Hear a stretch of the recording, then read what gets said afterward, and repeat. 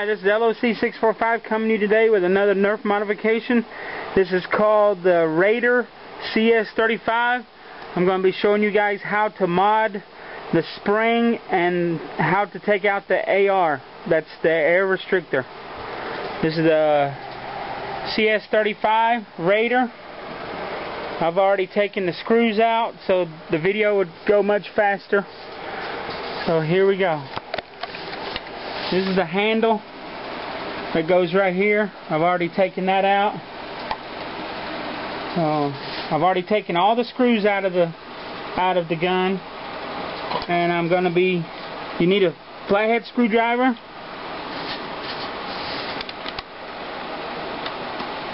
You need to pop it open very carefully and slowly.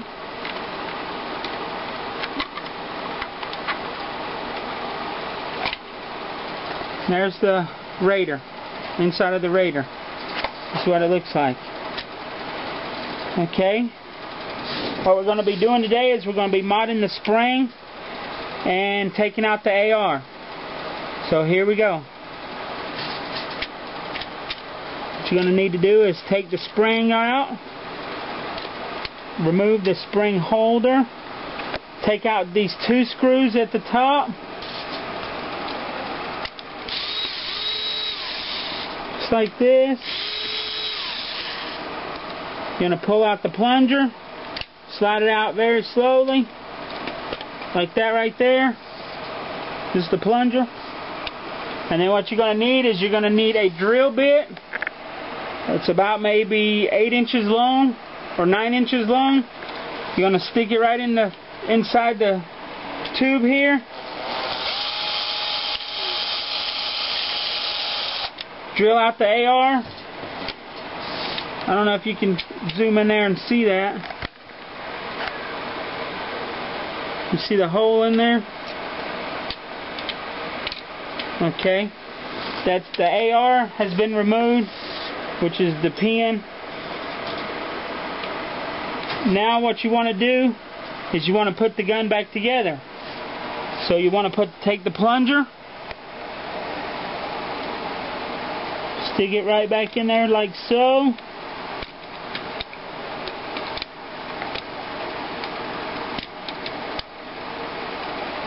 Make your little screws.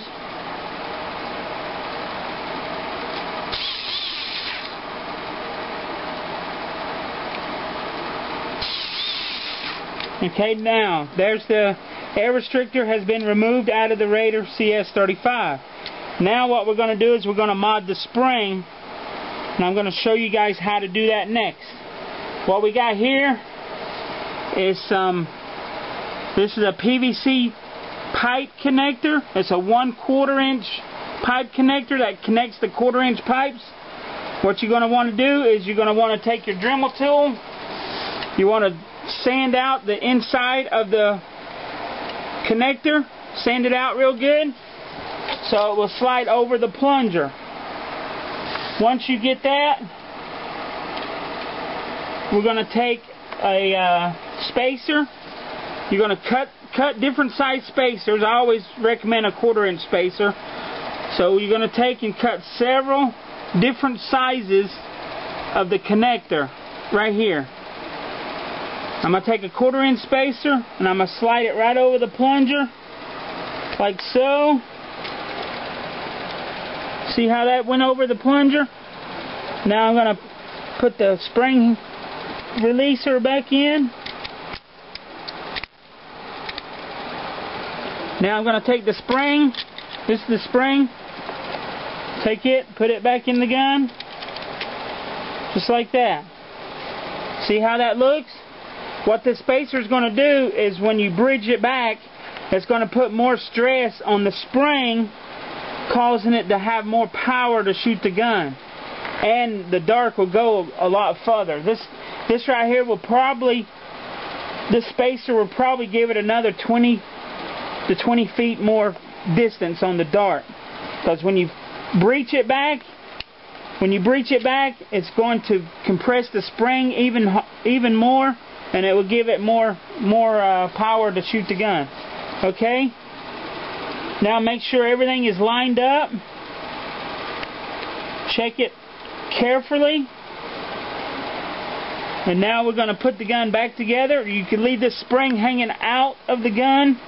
Just leave it hanging out until you put the gun back together, which is just like this.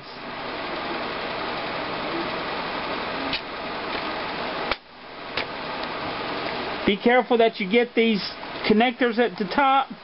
This is for the accessories. Now, you see how the spring is sticking out? You're going to want to push the spring inside the gun.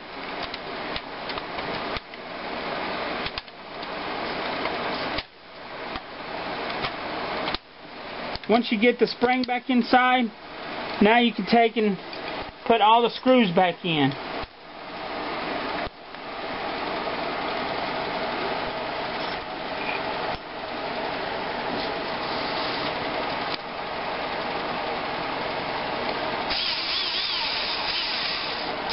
If this is your first time modding any kind of Nerf gun like this, I recommend you to use a Phillips head screwdriver, because if you don't get the feel of the electric screwdriver, you can strip out the holes and you will not be able to put the gun back together.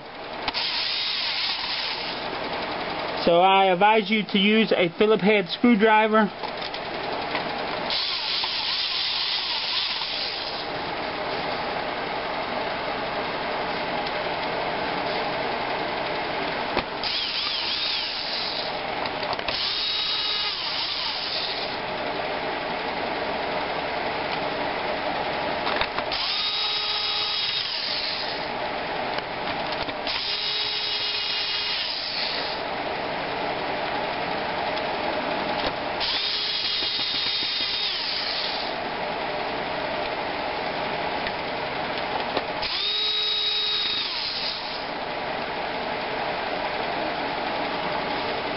As you can see, I'm getting all the screws back in the gun. You're going to have to test fit the spacer several times in order to get the spacer just right. Because if you put too big of a spacer in the gun will not cock back. You will have to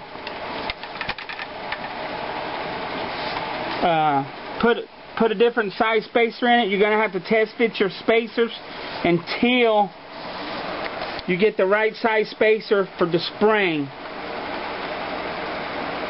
If you put too much of a spacer in there, too wide of a spacer in the gun will not breach back, and you're going to have to take it all back apart. So you're going to have to practice with the spacer on what size spacer you need.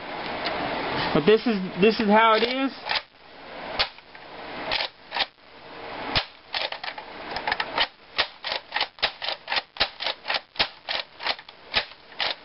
There you go. And I'll go ahead and shoot the gun to show you guys out there that the gun is shooting.